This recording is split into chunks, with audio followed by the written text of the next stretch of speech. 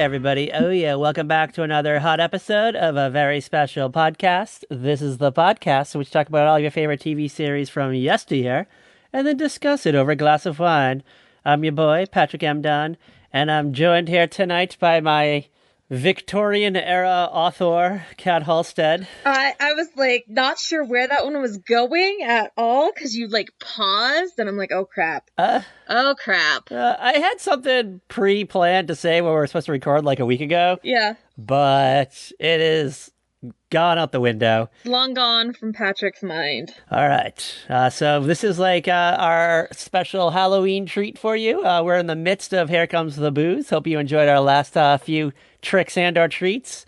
But we're keeping these treats rolling and the tricks. Oh, yeah, baby. Yes. Welcome to the Spooky Roundtable. And we're going to talk to you today. All right. Preamble. We've been talking about doing one of these movies for a while, right? Years, I think. They are movies that we have wanted to see, we have wanted to do, but they have been very difficult to actually find for a way for us to watch them. Unless you're watching Turner Classic Movies in the month of October, you won't find these movies really anywhere, unless you own the DVD. And even then, it's hard, because trust me, I have spent many Halloweens trying to, find these movies, and it's still hard at times. I'm going to throw this out there.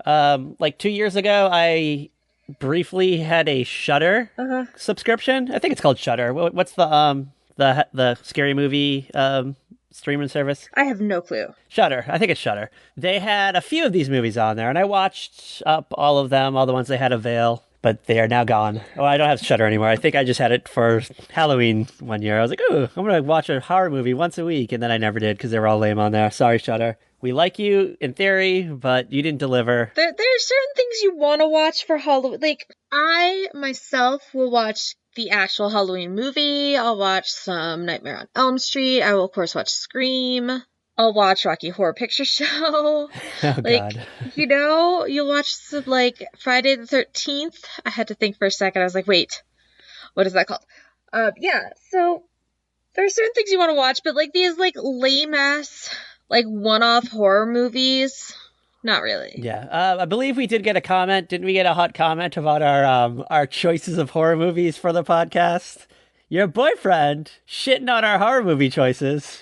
I know, right? I was like, fuck you. What did he want us to watch? He was like, why don't you do something I think he actually suggested Scream, and I was like, we did it. We did Scream 2. And he's like, oh. And then he was like, well, what about Nightmare on Elm Street? We did Nightmare on Elm Street Part 2. And he just, stared at me. Just, so confused because, I started we were talking about something, and I was like, oh, yeah. Well, in Nightmare on Elm Street Part 2, there's no Scream Queen. It's a guy. He's, the male Scream Queen. And he's just looking at me like I was nuts. He's never seen it? He's never seen, Freddy's Nightmare or whatever it's called? I think he's seen it, but I don't think... Freddy's Revenge. I don't think he ever, got the concept of, that it was the guy was the damsel in distress in that one. Oh, you mean he doesn't remember the guy going to the S&M bar in the middle of the night? Apparently not. Dancing around with, a broomstick, as a penis in his bedroom to, I don't know, Kathy Dennis or something, or whatever he was dancing to. Something so ridiculous. Oh, my God. Oh, I love it. Great movie. Yeah, we've done the sequels. We can't go back. We can only go forward. But speaking of sequels, we're doing, a direct sequel to The Wolfman, and also at the same time a fifth sequel to Frankenstein. Yes. It's Frankenstein meets the Wolfman. Oh yeah, they met. They met one night. Yes. They had a hot night. Actually, they really did. We'll get to it. It was a wild night, man. Yeah, so we decided to do the 1943 classic, Frankenstein Meets the Wolfman. This brought back our major players, Lon Chaney Jr. is reprising his role as Larry Talbot. Yes. Sir Larry Talbot, who died in the last one. What? Yeah. Yeah, spoiler alert. Sorry, guys. Sorry if you plan on watching The Wolfman later on tonight. Hopefully we didn't ruin your weekend. I mean, to be fair, I could probably watch it and still be like, oh, shit. Yeah, I mean, it is a 70-year-old movie. I think the spoiler timeline has since expired. Long expired. Yeah, I think so. I mean, it's not don't spoil the end game for 3 weeks after the movie's released or whatever. That is true. And you know what? I feel like you could just read the back of the box of The Wolfman and it probably spoils the whole movie. Probably. Anyway, so yeah, we're doing Frankenstein Meets the Wolfman.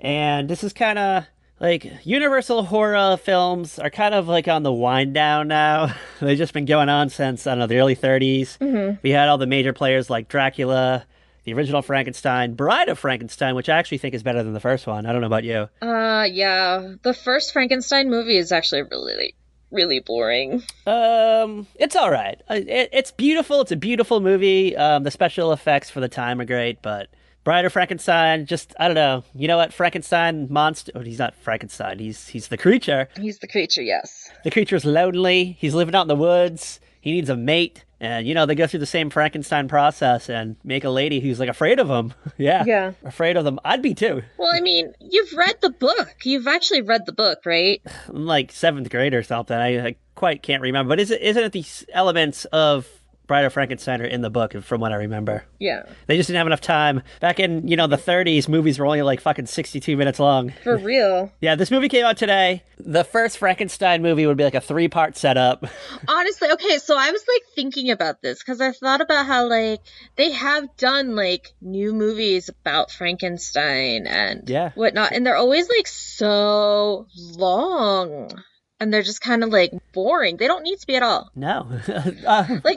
Okay, it would be freaking amazing if they did it right, is a new Universal Monsters, like, world. Well, they tried that with Tom Cruise and Peggy Olson. Okay, we don't talk about Tom Cruise and Peggy Olson. Did you say or Peggy Olson? Shut up. What? Okay, sorry.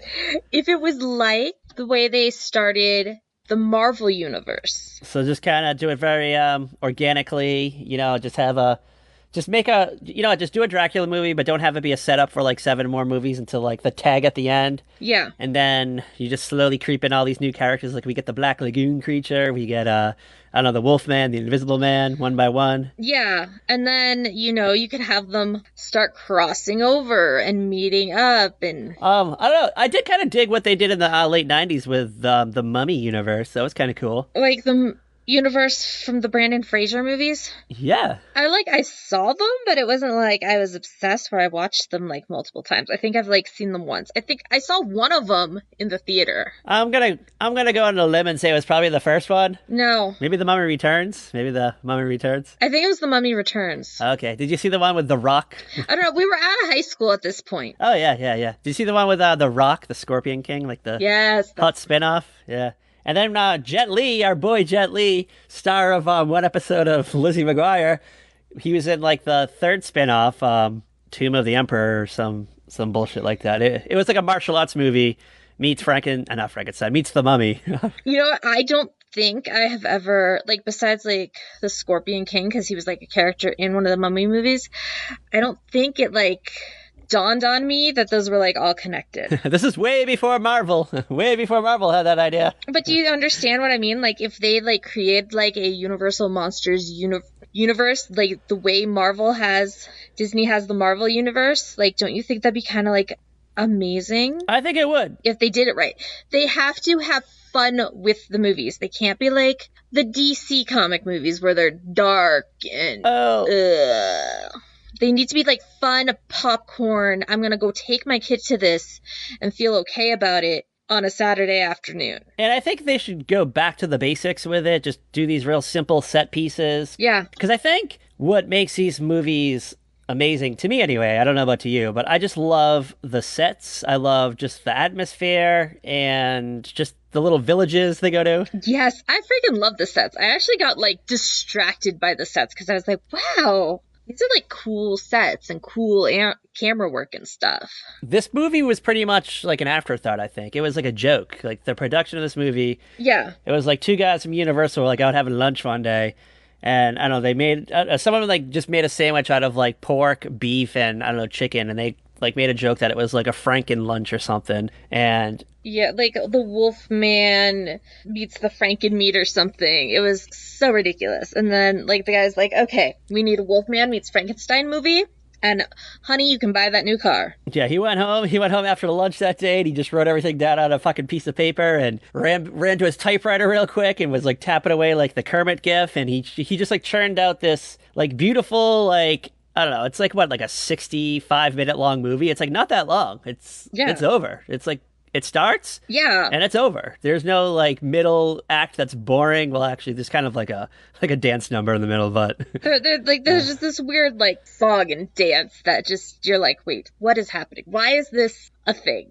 all right. Well, we'll get to it. We'll get to it. But yeah. Anyway, so we're here in this world. They decided to go forward with the movie. They kind of like rushed it really quick. The world was at war. America just needed a distraction from, I don't know, the Allied forces and the invaders and whatnot. We don't need to talk. We're not a history podcast. No. Go listen to like Hardcore History or something with Darren Carlin, and you can learn all about a world at war. But not today. Not today. We're going back in time. I believe this movie takes place in like the early 1900s or like the real late 1800s. It's sometime after the telephone was invented. That's all we really know. Yeah, I went on this like big scavenger hunt, like because I think Frankenstein, like the first few Frankensteins take place like in the like mid 1800s. It's like mid 19th century. I feel like it's before the Victorian era started. Jack the Ripper is not a thing yet, and the Wolfman kind of takes place, like, I don't know, maybe like 30, 40 years after Frankenstein. But, they come together under unfortunate circumstances. So, I don't know. Well, we know it's 4 years after the first Wolfman movie, right? Isn't it keenly established early on? Yeah, it's a few years later. So, there's definitely some modern technology. I think there's, as you said, there's a telephone involved. There's an operator system. They pick up the phone and say, Call Frankenstein's castle. We need to get a hold of Frankenstein's. Frankenstein's dead, sir. Oh, I don't know. Go to like the mayor of that town. Get the mayor on the horn. So we know it's that kind of era. I'm gonna throw this out there. I don't really know the history of the telephone. I don't know about you. I'm not a big telephoner. I just know it was invented by Alexander Graham Bell. Yeah, and like a guy named Watson was like in the other room, and he like called him to say like he burned his hand or something. Yeah. They used to answer the phone. They used to say "ahoy hoy." I think that's how they. That was going to be their universal telephone answering norm, but I don't know. Mr. Burns answers the phone that way still. Mr. Burns answers the phone that way still. They threw this movie together real quick. It's supposed to be like a Saturday afternoon like matinee movie. I've always thought of these movies as the movies that like kids would go watch on like a Saturday afternoon for like a nickel or whatever the price of a movie was, and just like. Maybe it was a double feature with like some Lone Ranger cartoon, like Lone Ranger short or Superman movie or something. You know what I mean? The serials. Yeah. I mean, I could be completely wrong, but like that's just the impression I kind of got. It was maybe like the kind of thing a teenage guy would take his gal out to, so that if she got scared, she'd get a little cozier, snuggle up to him for protection or whatever. Oh yeah, he'd do that move where he like pretends to yawn and then he puts his arm over her and then he like pulls her in and she's afraid of, I don't know, like the makeup effect of Larry Talbot turning into the Wolfman, like that's unheard of. And guys who do that when they're in their 30s are lame. I'm just gonna say, if you have to do the fake yawn, If you had that move pulled on you, yes, one of the worst dates I have gone on. Oh. I told you about the, like, American Ninja Ghostbuster, right? I don't know. I don't think so. I mean, remind the audience, and me, because I've forgotten, apparently. So I went out with this guy, like, we had been talking via Tinder or whatever, and, like, we had, like, a first date at a restaurant for, like, drinks or something, and it was all cool. Like, he seemed really nice. I was like, okay, maybe we'll go out again. And we go out for a second time, and it was just like awful. Can I guess the movie? That you went and saw? Yeah, I want to know what movie you think we saw. Do you remember the year? Do you recall the year? It was like 2.5 years ago. So we're in 2020 now. We're going to say early 2018, late 2017. You want to go with that? Yeah. I'm going to go with The Justice League. Jumanji. Oh yeah. Because I believe that was when you and I were on this like huge like Jumanji phase. Yes. Okay. It was like the second time I saw Jumanji. Oh yeah. Did you have to like lie and pretend you didn't see it before or something? I think I did. Well, because I wanted to see, what was it, Lady Bird with Laurie Metcalf. Oh yeah. Shout out to Laurie Metcalf and that other girl. But somehow we misread the times, and I didn't want to hang out with him for like another hour and a half before the movie. Oh yeah. So I was like, let's just see Jumanji. You didn't want to sit in the food court for an hour waiting for the movie to start? The food court where he took me for dinner. What'd you get, like Popeyes or something? He was like, oh yeah, like, let's go out for Chinese food. And I was like, okay, so I think we're gonna go to like a Chinese restaurant. Or like the Hoo Hut, like not the quick serve in the mall food court. You went to the one where there's a lady out front with a tray and she's handing out samples in those little tiny cups. Yes. You know what? He's like, how about this? How about we just like we bring like 4 or 5 hats to the food court and we just change hats so he can just keep getting free samples. Like, oh my god. She won't remember us. And then we were walking around the mall and like I guess he knew people who worked there because he had worked at the mall. And it was like he was showing me off and it was so uncomfortable. Ugh. And then we're in the theater and they're the old seats. Oh, like they don't recline. But they have the armrest that comes up. So they're not like the old seats, but they're like still stadium style seats. And he pulls the armrest up and he like does the stretch, pulls me close, and I'm like frozen like through most of this movie. Like, oh my god. Was that the last date? Was that the final date? Yeah. Oh, did you break it off like before you got dropped off, or did you? I just did it. I never like said anything else. I was like, yeah, we're not. No. Did he pick you up, or did you meet him there? We met at the mall. Okay, so you had an escape clause. You didn't have to like do like the he's gonna drive you home, but he's like, well, let's stop off at like my favorite bar and grill or whatever, and then like you're roped into hanging out with him for like 8 hours. Yeah, at least I mean it wasn't as bad as the guy who wanted me to drive him to Manitou so he could get pot, but oh shit, yeah, look at that. Still pretty bad. That's a new story. Oh my god. This is like dating secrets with Kat Halstead tonight. Oh my god, I didn't tell you. I know I've told you about this. I don't know. Okay. Kat was like, you had like a year period where it was like you had a different date like every week, so they all just kind of blur together. That's true. Kat was trying to rediscover herself, getting back in the dating pool. So I went to have ice cream with this guy. It was like a Saturday afternoon. And he barely looked like his picture on Tinder. Oh, he was like, it was a different guy. It was like completely different guy. Like, it was him, but it was like him, like all like clean and scruffed up and dressed up. And like 8 years before. Not like the messy guy that showed up. Did he look like, I don't know, like one of the scruffy guys from Mallrats? Yeah, like, and not like the cute ones. Oh. We like get ice cream and we're talking, and he had worked at the company where I work before I did. Oh. And he's just like, oh, it's a terrible place. You're never going to get promoted or anything. Joke's on him. I got promoted twice. I know. You're like the CEO now. Like, I got promoted like one time a week after that date. And then again 3 months later. Is he still there? Is he still there? He doesn't work there. He like went to work at some other call center. He works at Fashionable Mail at the mall. I remember we were like eating our ice cream and he has this crazy conspiracy that Donald Trump himself, not like people who work for Donald Trump, but Donald Trump himself planted the email servers in Hillary Clinton's house. I remember sitting there like, oh my god, I have to get out of here. And I almost walked up and left when he went to the bathroom, but he came back before I could.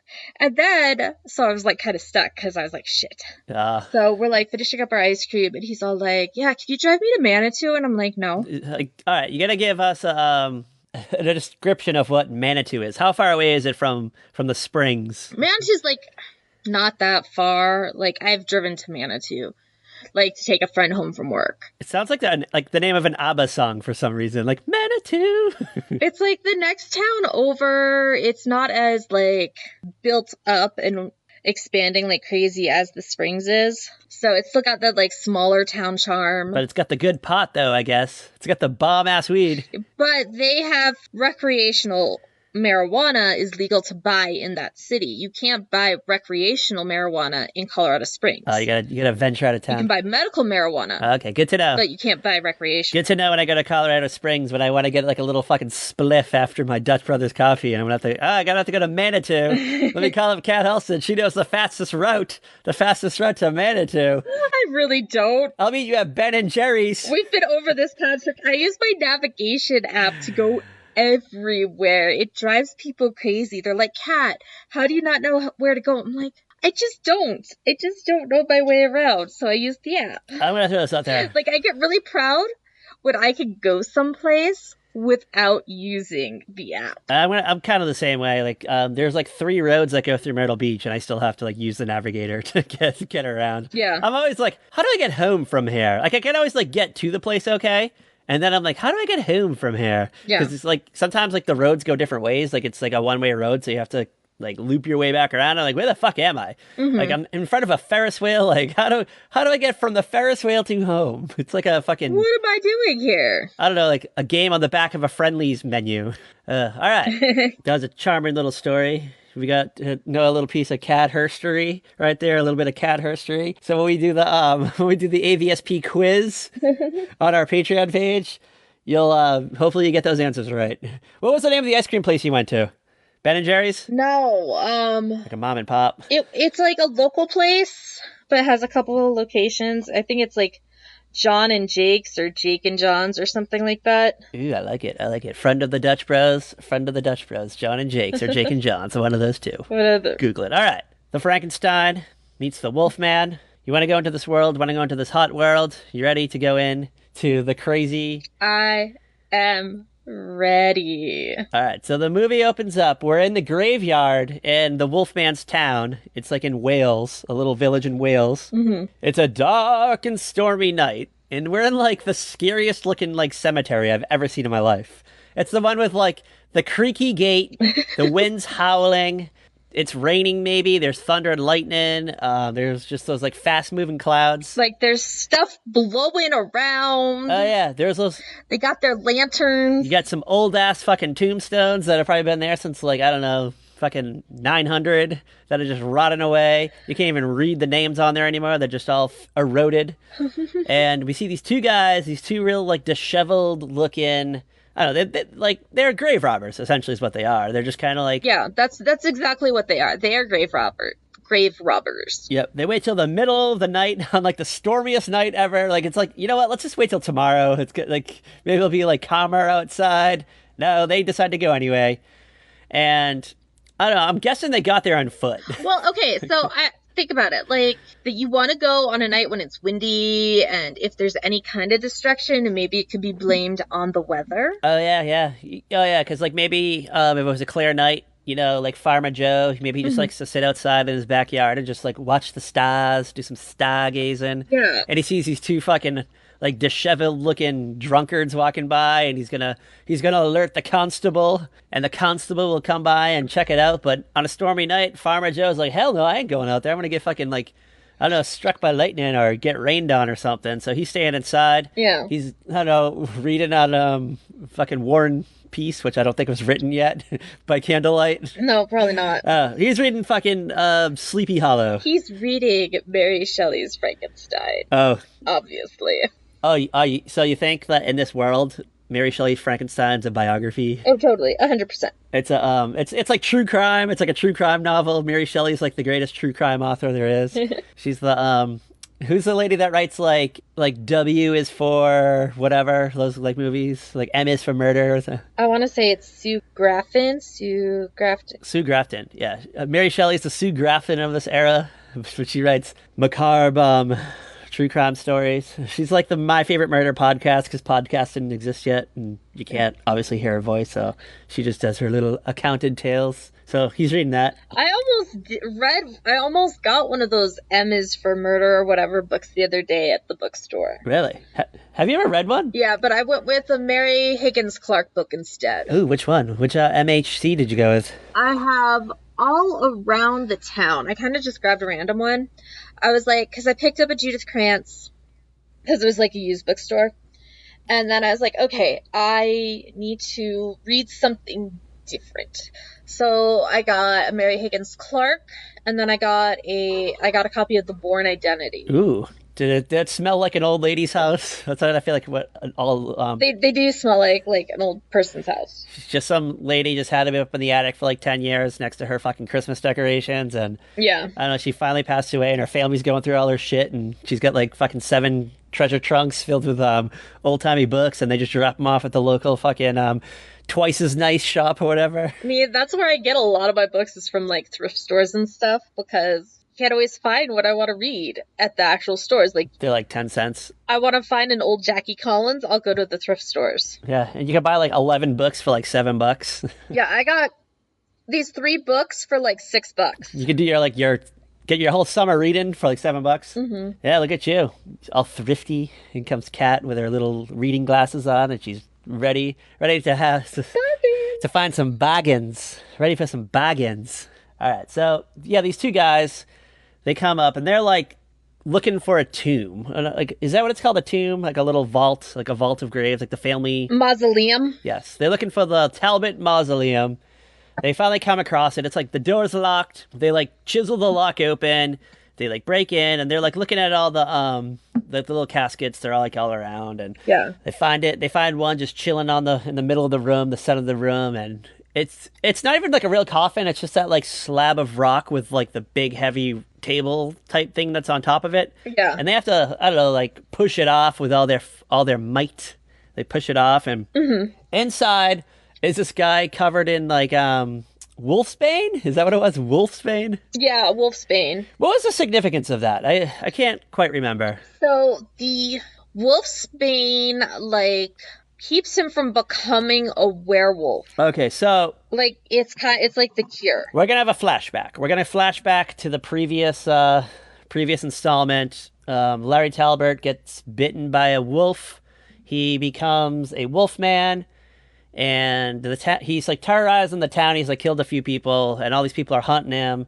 And Larry Talbot's dad thought he shot up. Well, he shoots the wolf man, but then the wolf man like transforms back into Larry, and he like falls out of the bushes. He's like, "Oh my god, I shot my son, my poor son, Larry." No. And Larry died, but the Romanian woman, the Romanian traveler, she gathered his body, and she knew that he can't die. Like, I guess Larry dies, but when it's a full moon, he comes back as a werewolf. Is that what happens? Like he didn't really die, because I believe, if I remember my monster lore correctly, I could be wrong, but the only way to kill a werewolf is with a silver bullet. They didn't have one, right? What was it available this weekend in Right. in town? So like he's just kind of in this coma state, I guess is the best way to put it. All right. So but if you put the wolf's bane on top of him, it will protect him from the full moon. Yeah. It kind of like blocks the werewolf. They open the grave, they take off the wolfsbane, they throw the wolfsbane on the ground, and they see all like there's like a diamond ring or like a fancy watch, like all this like jewelry that these grave robbers wanted to take. They see it all, and they start to get it. They start like, they take out their little satchel and they're like reaching in and grabbing it all. Yeah. And there's like I guess like some kind of like window nearby. And we get a shot of the full moon, and it's shining, and it shines on the uncovered body, and it awakens Talbot. Well, actually, we don't really see the transformation here. We just see like a hairy hand grab one of the thieves and like strangles him, and the other guy like takes off, and he like just leaves his friend to die. I love that. He just like fuck this, and just lets his. He didn't try to like hit him with the shovel or the fucking like hatchet that they had, and just maybe the two of them got out. I gathered like maybe they weren't close, these two guys. Maybe they were just kind of It's just like, I'm out. I don't know. Like maybe like one of them was the grave robber, and the other one like maybe he worked for the cemetery or something, and he like knew the land. Yeah, probably. Yeah, so, I don't know. He took off. They took off, and then we like cut to. I'm guessing it's the next day, or it's like a few days later or something, and we're in a different town. Yeah, I think it's like the next day, and there's trouble afoot. Yeah, we're in a different town. It's like a whole new town. The town of Cardiff, which I guess is nearby. Yes. And the police just find Talbot like laying on the ground. He has a head wound, and according to Wikipedia, it was from being shot by his dad in the previous movie. Yeah. So that explains the head wound. Okay. All right. Makes all sense. Yeah. So they take him to the nearby hospital, and he's like laying in the hospital bed, and they're talking to Dr. Mannering, and he's trying to figure out what's going on. And like, this guy should be dead. He suffered like a major blow to his head. So they're trying to like find out who he is. Like, who are you? And he's like, I'm Larry Talbot from, I don't know, like this small little village of Lanwelly. I think that was the name of the village, Lanwelly. Lanwan, yeah. So they call Lanwelly and they're like, we have your Larry Talbot here. Fucking, I don't know, he was found drunk in the streets last night with a head wound. And the chief is like, wait, who? Who did you find? And he's like, Larry Talbot. Did you say Larry Talbot, as in Larry Talbot Jr.? And he's like, yeah, like who else? And he's like, that's ridiculous. Larry Talbot died like 4 years ago by the hand of his father. Yeah. A head wound. Well, they didn't give that many details. They're like, he's dead. They're just like, no, he's dead. You got somebody fucking around with you, basically.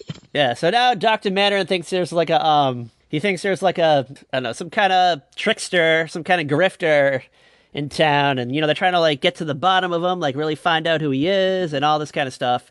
Talbot's like, well, actually, like the reason why you guys think I'm dead is because I'm actually cursed. I have this curse that was laid upon me when I was bitten by a werewolf like a couple years ago, and every time there's a full moon, I awaken and I terrorize the townsfolk, and they lose their mind and they've been trying to kill me, and they thought they got me. Yeah, they thought they got me, but guess what? Here I am.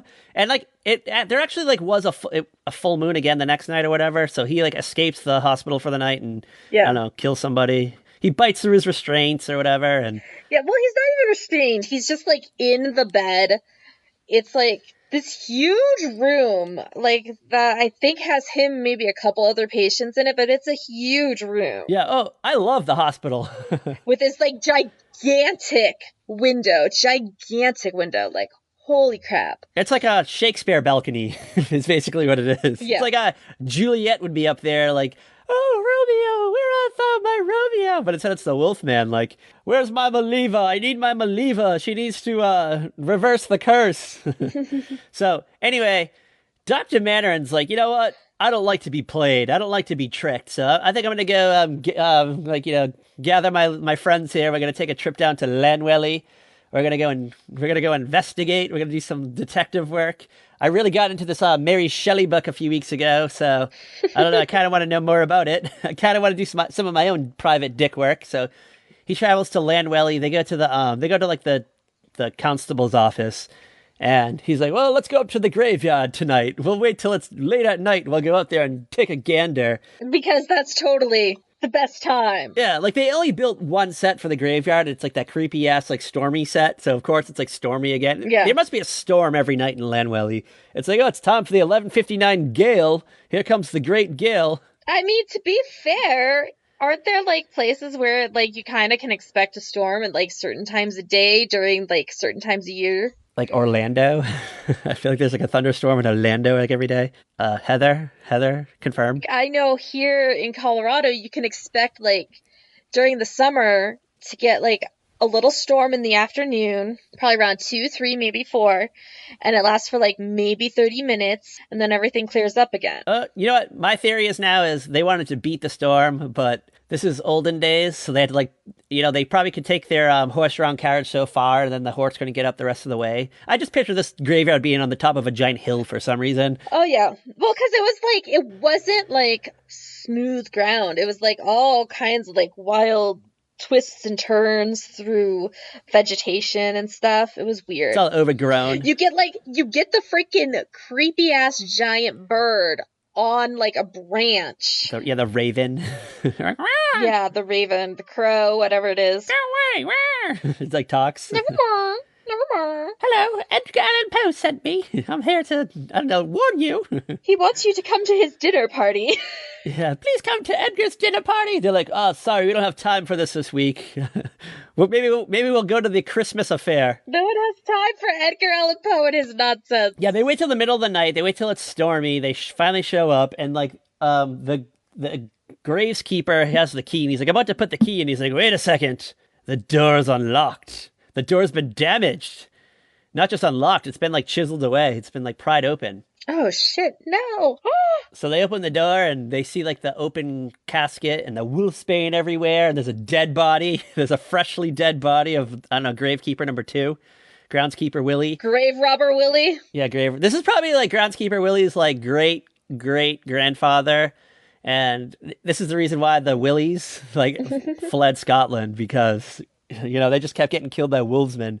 Actually, I think there's like a Trios of Horror where like Willie's trying to stop a werewolf, isn't there? I think so, yeah. And he dies. He gets like killed by Wolfman. I mean, to be fair, they've had how many Treehouse of Horrors at this point? Like 20 something? Yeah, they all kind of blend together. Yeah. I feel like they're 30 now. Let's be real. LBR.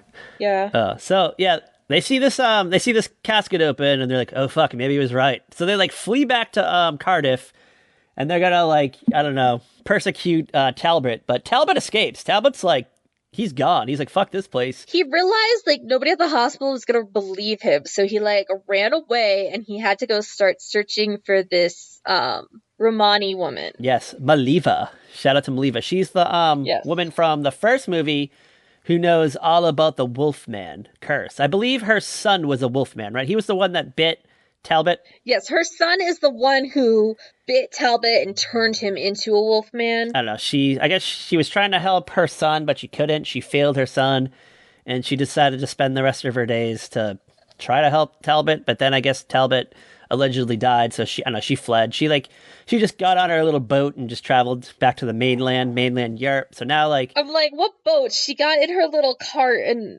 rode away. I could be wrong. I don't fucking know anything. Anyway, though, Larry Talbot is like following this like Hansel and Gretel like breadcrumb trail, trying to find Maliva.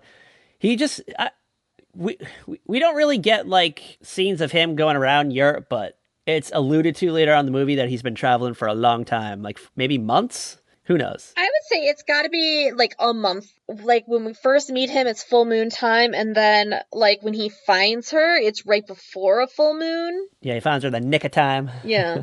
I can only just imagine like the adventures that Talbot had when, it was a full moon. He probably like terrorized like these small little villages, and like no one knew what the fuck was going on. They just thought it was like a stray rabid dog or something. Like they've been looking for months. I don't know. He just went on to the next town. So he eventually like finds Maliva, and he's like, I've been looking forever for you. Have you found out any hot new information? And she's like, well, you know what? I may know something that could help you.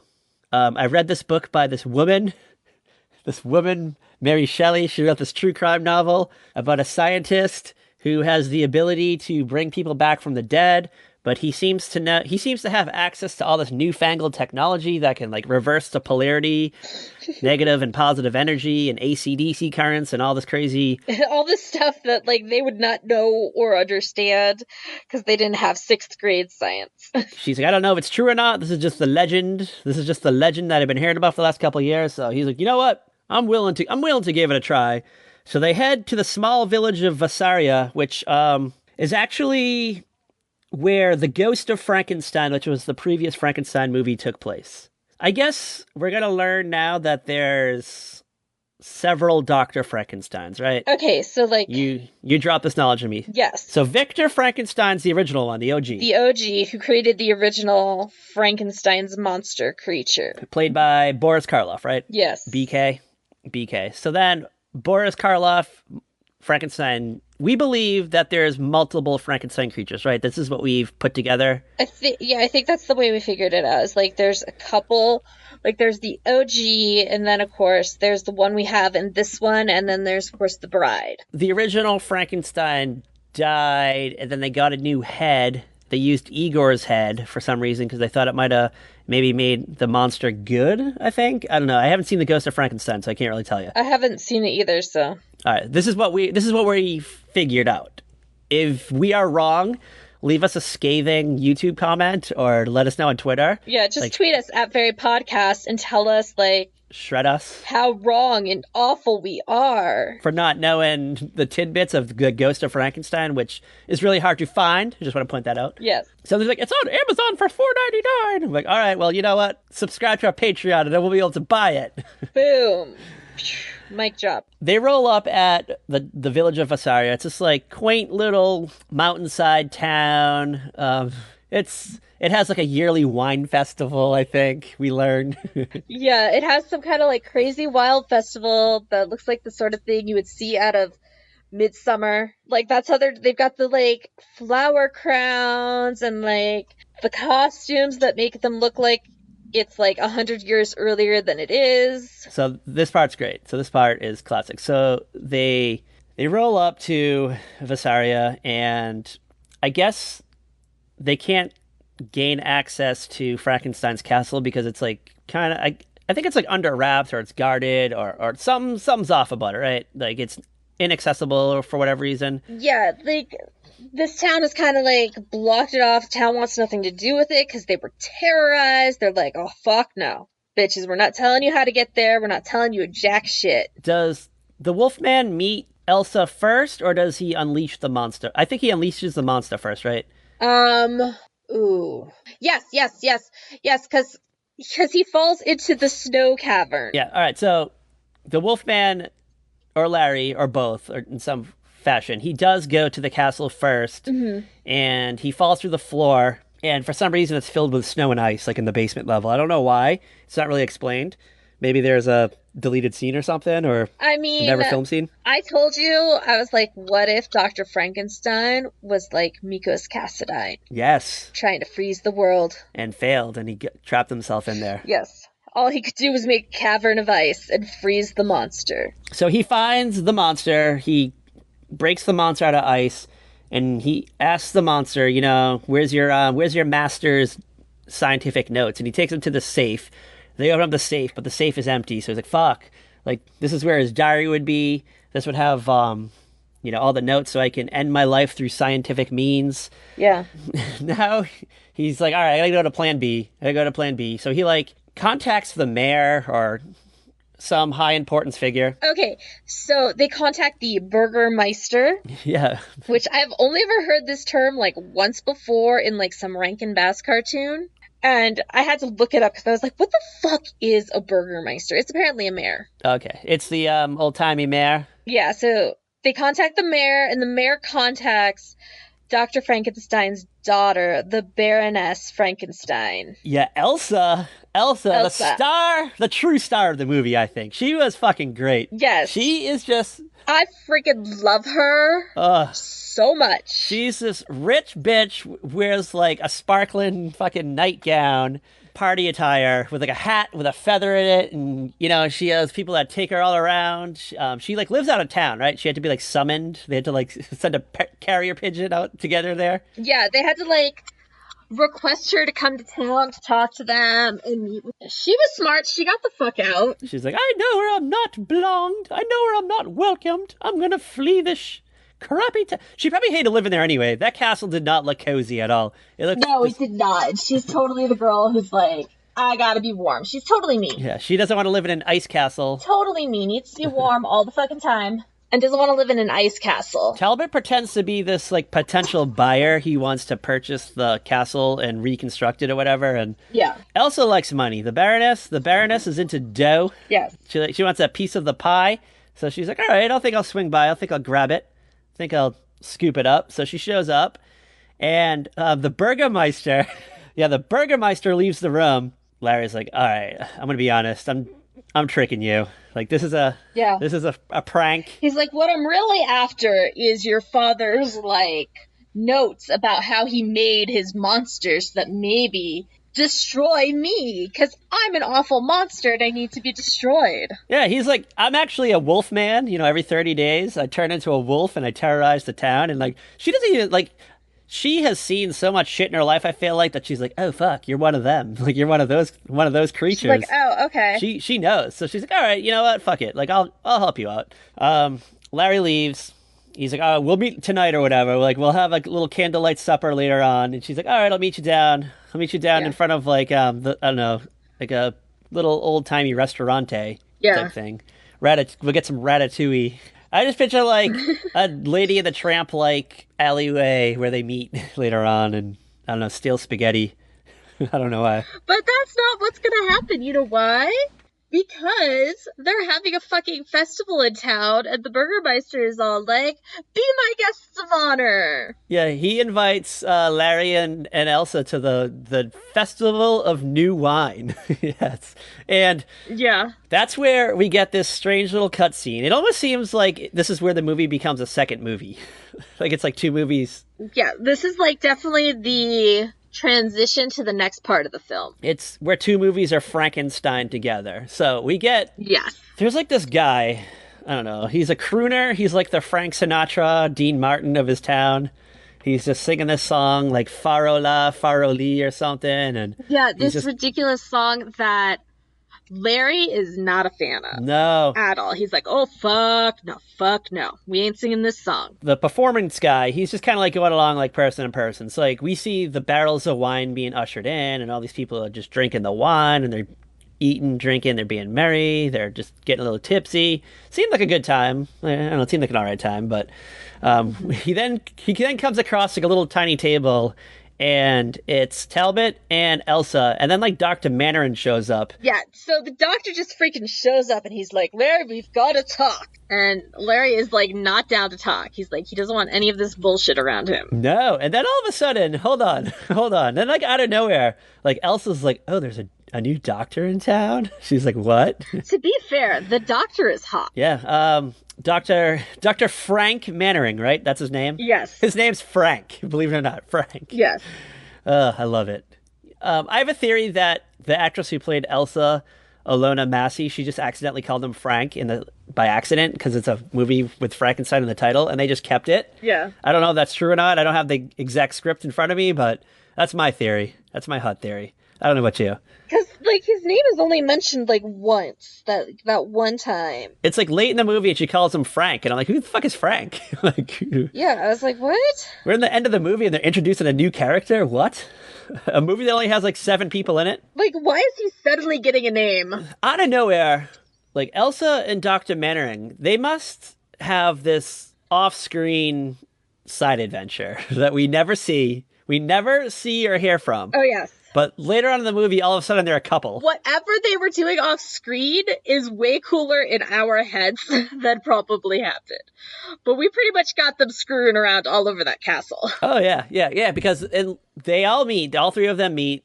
Larry's like, all right, we're gonna go to the castle. Elsa's like, I know where he hides the diary. It's actually inside the safe that they opened up earlier on in the movie, but it's like underneath there's like a trick drawer in there, and it's just like in there. Yeah, like there's a false door or something. Yeah, and Dr. Mannering reads it, and he's like, that's it. All I have to do is connect Bela Lugosi as Frankenstein. Yes, we forgot to mention that Bela Lugosi plays Frankenstein in this. Yes. Bela Lugosi has no dialogue. He just makes grunt noises. However, in the original script, he actually had lines, but Bela Lugosi has a Romanian accent, and Frankenstein never had a Romanian accent in all of the previous incarnations, so they just, like, overdubbed his voice. They didn't even overdub it, they just removed it. They were like, yeah, we're just gonna cut this out. We're like, nope, we don't want to jar the audience with a random accent. Poor Bela Lugosi, he's, like, in his 60s at this point. He's kind of frail, he's aging terribly. From what I've read, he's actually like only in like a few scenes in the movie. Most of it was a stunt double. Yeah, it was like a stunt double and to get the shots that they couldn't get with Bela Lugosi. Yeah, well, I guess he just hated the whole ordeal of going under the Frankenstein makeup because it took like hours. And I think he did it once and they did like a day's worth of shooting. He's like, I ain't fucking doing this anymore. And they just used a stunt double for us in the movie. I mean, originally they wanted Lonnie, whatever his name is, to play both roles, but they couldn't figure out the logistics. Oh, yeah, I remember that. Because I believe Lon Chaney Jr. played Frankenstein in the previous Frankenstein movie. Lon Chaney Jr. like made his rounds through these monster movies. Yeah, I think he's like been everybody at some point. Maybe just not Dracula. Like, I feel like... Pretty much. I think so. All right, let's bring it up. Let's bring up the LCJ. IMDb. All right, he was the Wolfman. He was the Frankenstein monster. He also played the mummy in The Mummy's Tomb. And he was given the role of Dracula in Son of Dracula. Okay. So this made him the only actor to portray all 4 of the major horror characters. The Wolfman, the Mummy, the Monster, and Count Dracula. So, ooga. Good for him. Yeah, good for him for making the rounds. Yeah. He also came back as the Wolfman again in Abbott and Costello Meet Frankenstein in 1948, but this was in a dark period for Lon Chaney Jr. Shortly after they filmed Abbott and Costello Meet Frankenstein, Chaney was hospitalized after overdosing on sleeping pills. So watch out, girl. Yeah. Watch out. Oh, Beware those sleeping pills. I take one pill. That's all I take. They now have the diary, and they are going to do like reverse polarity. Basically, I guess what it is they're gonna take all of Frankenstein's. They're gonna remove energy from Frankenstein and put it into the Wolfman, and because the Wolfman can only take so much energy, and then he will die, and then it will deplete Frankenstein. Yeah. And then he'll just kind of die on his own. But hold on, Dr. Mannering. Yeah.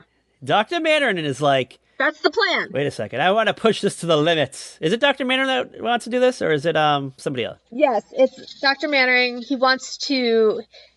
His damn scientific curiosity makes him want to see the creature, the monster, at full capacity before he depletes him. Yes. Meanwhile, there's all these lights and all this noise and all this smoke coming out of the castle, so the townsfolk kind of like see what's going on, and they're like, "Oh fuck no! Like we are not letting this happen, and not have to happen the last time." They're like, "Fuck no! We gotta go burn these bitches down." And meanwhile, while all this is going on, Elsa's just like sleeping in like a perfectly like set up room in the castle. It's got the armoire, it's got the big fucking powder mirror, it's got that old-timey Scrooge McDuck bed with like the bedposts and the little like curtains around it. Yes, Elsa's like living in style. Like they said, maybe getting a little like late night action from Frank before he goes to bed after he's up all night working on this crap. You know, releasing those tensions. She got Frank's Frankenfurter. I just thought this scene was wild because either Elsa just travels around with like a complete bedroom set, or after like when they burned down the castle in the previous film, this was like the only room that went unscathed. I don't know. What do you think? What is your take on that? I think it's probably the only room that went unscathed. Okay, I don't know. She probably took like all the comforts from the other room and put them in hers, and then set up rooms for the other two. But really, do you think the doctor was even in his own room? He was probably in that bed with her every single night. He's like, you know what? This is the coziest room out of all of them. It's got that nice skylight view. We can look down at the town and that beautiful like river, little creek thing that goes through the castle. Yeah, there's a creek that goes through the castle because it powers the windmill thing. Yes. I don't know. I like to believe that Elsa just travels around the countryside with like a bedroom set, like furnishing. She's got like 5 little like horse-drawn carriages behind her when she's traveling, just filled with all her stuff. Yeah. Just she's got the money. Like, you know what? She's got Daddy's money. Daddy's dead. Daddy left her, and I guess she has a brother, right? Don't we learn she has a brother too somewhere out there? Probably, but she's the one who got the title. Yeah, she's the Baroness. Hello. What is a Baroness? Do we know? Which it's like landowner. I don't know. I feel like it's yeah. It's not. It's like I believe it's like the lowest at the titles. Hold on, let me double check. She is just like your typical soap opera villain, though. Like if she was in a soap opera, yeah, she'd be the bad bitch in town. She's the one everyone hates. Okay, so order of we're gonna go with English noble titles because that makes sense for our mindset. The highest is of course King Queen, then Prince Princess, then Duke and Duchess, then Marquise and Baroness, then Earl and Countess, then Viscount and Viscountess, and then Baron, Baroness. Okay, so she's got some power. She's this is it. This is it. You know what? When she's at her home place, she's the lowest on the totem pole, which is why she likes to travel to other places because it makes her seem important. She's like Meghan Markle coming into town, like I'm here to ruin the royal family. Do you think she got like married into like a good family, or she's just going around on the like? There's other like the Frankensteins are really like a noble family, and like I think her father had a title. She inherited it, so maybe there isn't a brother. I don't know, like because I don't see how she inherits the title. Do you think there's better Frankensteins out there, and like the Ludwig and Victor were kind of like the bad seeds? Maybe. They kind of went off on their own. They did their own thing. Like, they didn't want to go to college. They just decided to run off and just do these crazy science experiments. Maybe. I don't know. Like, I just don't know how it all worked together. You know what I mean? Yeah. If only we had a time machine and we could ask Mary Shelley. Dude, for real. Mary Shelley, if you're out there, come to us on our Ouija board and explain to us the Frankenstein family tree. I don't know. Does Frankenstein have like a noble older brother who's like the king of his town, king of his village, and he's just kind of like, you know what, fuck these guys, and just went off on his own. He's like, I'm just gonna take daddy's money and just fucking, I don't know, bring people back from the dead and hang out with, I don't know, like dysmorphic creatures. Like, what is Igor? Is Igor a monster? Or is he just like a grossly misfigured person? I think he's just a grossly misfigured person. Okay, like you know what? He likes to feel important, so he keeps like all these weird little creatures around. Yeah. Like, isn't there tiny people, like little, like miniature people in Frankenstein? I feel like I don't know. I feel like I remember that. Full on, just don't know. I feel like I remember that for some reason. I don't know. Well, anywho, Elsa, she's important in other towns. She's got all her stuff with her. She's got her books. I got my collection of books. I mean, to be fair, the mayor was bending over backwards to make her happy when she dropped in. Oh yeah. He was like, Elsa, you know what? Do you think the Burgermeister and Elsa like were former lovers? Maybe like in olden days. Oh, he wanted her, but she never gave in. Like, you know what? Maybe he asked her to the prom, to old timey prom, and she's like, I don't go with potential Burgermeisters. That's a title that's below me. He probably asked her to the festival once, and she's like, oh, I don't know, honey. Yeah, like, is there a duke or duchess in town that I can go with, or even a count or a countess? Yeah. Like, you know what? I only punch up. I don't punch down. It's like comedy. You only punch up. You don't punch down. I don't know. But I guess a doctor's a catch for her, right? Like, I mean, he's handsome. He's like the George Clooney of his time. Dude, yeah, he would totally have been the Doug Ross. Yeah, he's the Doug Ross. You know? Hi, I'm Dr. Mattering. I'm the George Clooney of my time. I'm eventually going to leave this stage play of Emergency Room and go off to do, I don't know, The Peacemaker with Brad Pitt, I think it is. I forget who's in The Peacemaker. Ocean's 11? I'm going to ruin a franchise. Yeah, I'm going to go ruin a franchise, another old-timey Dr. and Jekyll and Mr. Hyde or something. But yeah, so, you know, they're all there, like, living together. Dr. Mannering has the guys, like, they're slabs, and they're hooked up to electric current conductor things. And it's a stormy night. Put out like a big lightning rod, and the lightning hits the building and does its thing. But meanwhile, as I said, the townspeople down below, they see all the lights and they hear all the hoo-ha going on, all the hullabaloo. And they're like, oh, fuck no, we're not dealing with this again, no. So this one guy, he has like a bag full of dynamite sticks. He's like the guy that's gonna tie like the like damsel in distress to the train track and has the dynamite sticks. Like, he's that guy in that town. Yes. He's like the asshole. I'm gonna get to this. I think it was a poorly constructed plot to stop this. To stop this monster. We'll get to it in a minute because the townsfolk, I guess they thought they could just get their pitchforks and their axes and just kind of like raid the castle and just kill everybody. But this guy, and they're like fire lanterns and just be like, we're gonna burn you down. But this one guy is like, you know what? I'm gonna blow up the dam. I'm gonna blow up the dam that protects the village. Let's blow some shit up. Yeah. So they see him climbing up the mountain. They're like, oh shit, there goes fucking like Crazy Joe again. He's at it again. You know what? Like, he's like the kid that they had to hide matches from when he was younger, because he used to like burn down like half the town. You know, the great fire of Vasarius, or whatever the name of the town is.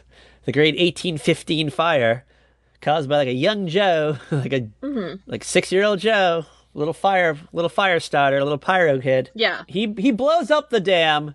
The water comes crashing down. It like destroys the castle like while Frankenstein and the Wolfman are fighting, because Frankenstein has like full power. Yeah. The Wolfman's pissed because like this experiment went wrong, and it's a full moon. He's changing and they're fighting, and he doesn't want to be a Wolfman. He doesn't want this. He just wants to like not exist anymore. Yeah.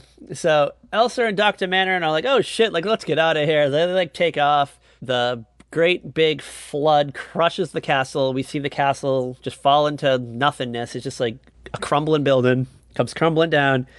And then the words "the end" just come up on the screen. So we don't know if Elsa and Frank live. We don't know if the village was destroyed. Like, we're yet to wonder. I'm like, wait a second. Yeah. Like, how could you end a movie like that? I'm gonna think the villagers destroyed their village because they're that one fucking douchebag. Because there's always that one asshole that ruins everything. Crazy Joe. You know? Diamond Joe. Yeah, with a fucking great idea. I think this is like the end of Frankenstein films, right? Like there's no more after this. I think he might be in like one more. It might be in Abbott and Costello. Yeah, but I don't think that's canon though. I don't think that Yeah. like I think that just takes place in like who's on first kind of world. Yeah. All right, hold on. I'm bringing up the sequels. Oh wait, no, hold on. There is a follow-up, The House of Frankenstein, which came out a year later, 1944. Boris Karloff returns to the series, but he does not play the monster. He plays the Mad Doctor. Okay. And the monster this time was played by Glenn Strange. And hold on. Guess who else is in the movie?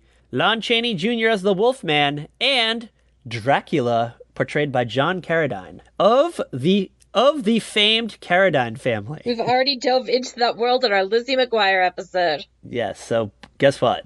This movie universe ties into the Carradine legends. So Ooga, who knew? Who knew when we started to do this movie that we could tie it back in with our Lizzie McGuire episode? We did it.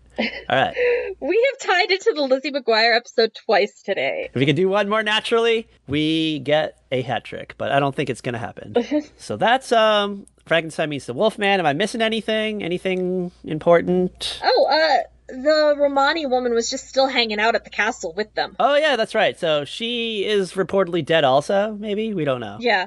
So, like, she comes to town with Larry, and they're looking for the doctor, but they find out he's dead, and the people don't want him anywhere near. They want this dude to just go, because they don't want this shit to happen again. And then they track down the Baroness, and then, like, she's staying at the castle with them, and she, like, realizes what Frank's doing. She's like, don't do this, don't do this. You know, she's given him those, like, warnings. All right. According to the Horror Film Wiki, this is the last appearance of Maliva. It is never known what happened to her following the affair in Vassaria. So she may be dead. Maybe she got crushed by the water. Okay. By the castle. Maybe the Wolfman bit her. We don't know. R.I.P. Maliva. We miss you. Come back to us and tell us what it was like. Tell us, if you survive. You know what? I like to believe that she got out. I feel like she's like good at getting out of things. Yeah, she probably would like realize what they were doing, and she hightailed it out of there back to her caravan. Yeah, she grabbed on a caravan and just like rode out of town. Like, you know what? For like an old lady, she moves pretty quick. I'm gonna throw this out there. Yeah, she's swifter on her feet. She's smart. She's crafty, super crafty. So I don't know. Good for her. Shout out to her. A fan. I'm a fan. Yeah. On a scale of 1 out of 5 new wine festivals, how many new wine festivals would you give Frankenstein Meets the Wolfman? Because I'm dying to know. I'm going to give it a 3.5. Whoa! I thought you were gonna go higher than that for some reason. I don't know why. Yeah, I'm gonna give it a 3.5. Also, this movie was actually like poorly received at its time, but I actually thought it was really good. I actually like really thoroughly enjoyed it. Like it was a quick, fun little jaunt. Yeah, I enjoyed watching it, and I watched it multiple times. Oh yeah, I watched it twice for sure, and I was gonna watch it a third time, but maybe I'll watch it later though. Yeah, we were both gonna watch it a third time, but then we were like, no. I enjoyed it for what it was. It's not a serious movie. There's a lot of plot holes in it. A lot of things don't make sense. There's a lot of missing information, but overall, I thought it was a good. It's a quick movie. It's like really short. As soon as you start to get into it, it's over. Like, you know, like, because there's definitely a few parts in the middle that kind of dragged, and I was like, how much time is left? And I was like, oh, there's only 20 minutes left. Great. This is fucking perfect. I can watch Big Brother after this. Yeah, like, honestly, they could have, like, cut out some of the stuff in the middle, and we would have been fine. But I don't know. Overall, I thought it was a good movie. I thought it kind of continued the legacy. As we said, the sets were amazing. Like, the castle scenes were great. I was actually, like, really impressed with the sets, considering I thought this was, like, the kind of movie they just tossed together, like, in a week. So, like, the sets and the costumes were amazing. I mean, they probably did toss it together in a week, but they probably had leftover sets from every other Universal horror movie. Like, I feel like they mastered it. Yeah, that's probably it. They probably, like, have a little collection in the back room. Yeah, it's like, they need a spooky staircase. They got a spooky staircase. They need, like, a castle set. They got, like, 4 of them. We can go to, like, 4 different rooms. The only things that really, like, confused me was, like, the ice room with all the snow and ice. I was like, where did that come from? Like, what is this? Yeah, they just kind of, they jump over a lot of things trying to, like, explain, like, Larry actually wants to do, like, we know he wants to die, but, like, isn't there another way to reverse this curse? I don't know. Like, I feel like the silver bullet was established in the first one, so why did they just go get a silver bullet? I don't know. It was kind of confusing. Yeah. I don't know. It doesn't make sense to me. Any last minute thoughts on our boys Frankie and the Wolfman or Elsa?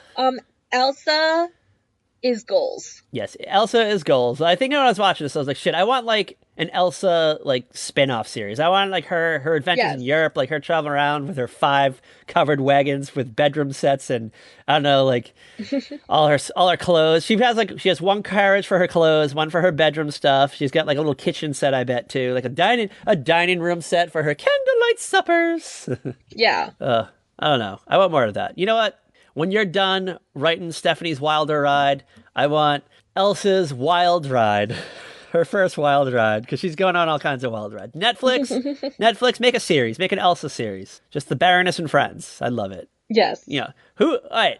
Who would you cast today as the Baroness? Like, which famous starlet? It's got to be someone established, I feel like. It's got to be like a fully established. Okay.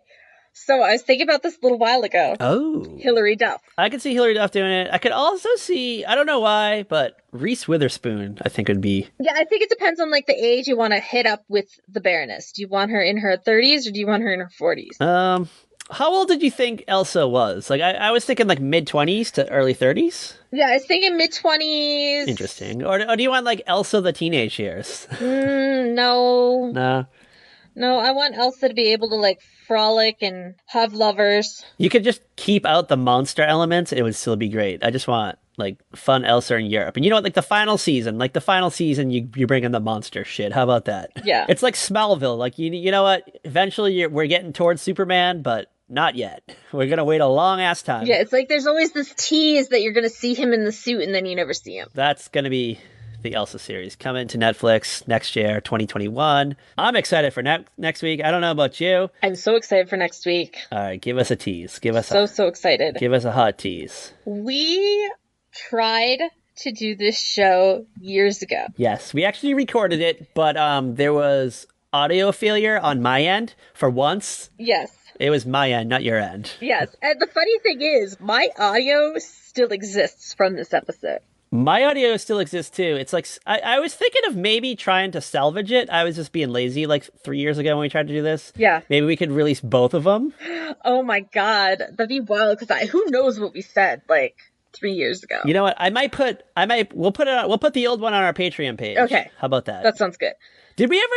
Did we ever announce that we were going to do this in an episode? It's just one of those ones where it never happens? I think we did announce it. And it just never came into fruition? It never came out. Because we had a period where we recorded things, but we would air them in different orders, so we'd always be like, our next episode is going to be the many lives of Dobie Gillis or whatever, and it never was. It was like something else completely different. Next time, we will be bringing you the classic Nickelodeon show. Oh, yeah. Pete and Pete. Yes, a Halloween episode. Yes. In which... Isn't there a haunted house involved? I feel like I can try to remember. No, there's no haunted house. It's like Halloween is canceled. That's it. Okay. Halloween is canceled, and this... this is something you understand. Oh, yeah. I believe we talked about it. I believe I related to it. Yeah. I don't know. It's all slowly coming back to me. Yeah, so join us next week when we watch the classic Nickelodeon early 90s sitcom Pete and Pete, about 2 brothers, both named Pete, but they aren't twins. They're different ages. Michelle Trachtenberg is in it. She's like a younger sister or a younger something. She's a neighbor girl. The super younger neighbor girl, though, right? She's like 8 years old or something in this. Yeah, she's young Pete's bestie. Okay, and old Pete's like an awkward teen. Young Pete's like preteen. They have friends. They have their quirky parents. Yeah. Hey Sandy is the theme song, sung by a band named Polaris, I believe is the name of the band. Something like that. And it was just early 90s Nickelodeon bliss. Yes. Is basically what it is. I don't know. If you don't know what the show is, I feel like you need to watch like find 5 episodes of it right now on YouTube and just experience Pete and Pete, because there's sound effects, like it's weird. It's like the craziest thing ever. Early 90s Nickelodeon. We'll get into it next week. We can't wait for you to hear it. Finally, after all these years, we're going into like the Larry Talbot coffin of things we've done in the past. We're dusting off the Wolfsbane, and we're bringing back Pete and Pete. Ooga, ooga. So join us next week. And where can you follow our wild adventures, Kat, also the author? Where can you follow us? You can follow us on Twitter at Very Podcast. You can find us on Instagram, Facebook, Tumblr, A Very Special Podcast. You can find us on YouTube, iTunes, iHeartRadio, Spotify, Podcast Addict, and anywhere else you can listen to podcasts. You found us, so hit subscribe. Yeah, hit it. And if you enjoy it, support our Patreon. Yeah, and tell all your friends, tell your neighbor, tell your coworkers, tell the lady from down the street who sometimes you walk her dog when, she hurts her hip. So tell her all the time. And as always, girl, as always, bye! Watch the skies for Frankenstein's castle. Because it flies now? Well, I mean, you're looking up. You're looking up at the castle from down below. But it could fly. Who knows? Who knows?